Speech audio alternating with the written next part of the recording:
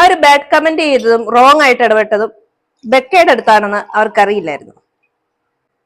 ബെക്ക ഇപ്പോൾ ഒരു റെസ്റ്റോറന്റിൽ വെയിട്രസ് ആയിട്ട് വർക്ക് ചെയ്യുകയാണ്.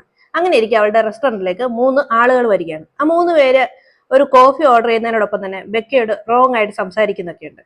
ബെക്കയ്ക്ക് ജോബ് പോകാൻ പാടില്ല എന്നുള്ളത് കൊണ്ട് തന്നെ അവരോട് ദേഷ്യപ്പെടുന്നൊന്നുമില്ല, വളരെ കാമായിട്ട് അവരോട് ഇടപെടുകയാണ്. അതിനുശേഷം അവർക്ക് കോഫി കൊടുക്കുന്ന ടൈമിൽ ഒരു കോഫി അറിയാതെ അതിലൊരാളുടെ ദേഹത്തേക്ക് തട്ടിമറിച്ചിടുന്നു.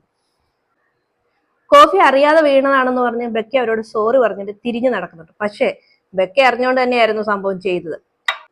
ഇതിനുശേഷം ഈവനിങ് ബെക്ക തിരിച്ച് വീട്ടിലേക്ക് പോകുമ്പോൾ ബെക്ക അറിയുന്നില്ലായിരുന്നു ബെക്ക ഇടപെട്ടത് 3 ഡേഞ്ചറസ് ആയ ആളുകളുടെ അടുക്കലാണെന്ന്. 3 ഡേഞ്ചറസ് ആയ എനിമീസിനെയാണ് അവൾ ക്രിയേറ്റ് ചെയ്തതെന്ന്. അന്ന് രാത്രി ആ 3 പേരും ബെക്കയുടെ വീട്ടിലേക്ക് വരികയാണ്.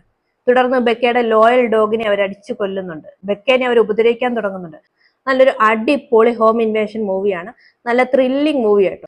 ത്രില്ലിംഗ് മൂവീസും ബ്ലഡ് ഷെഡ്സും ഒക്കെ നിങ്ങൾക്ക് ഇഷ്ടമാണെങ്കിൽ ഈ സിനിമയും തീർച്ചയായും നിങ്ങൾക്ക് ഇഷ്ടപ്പെടും.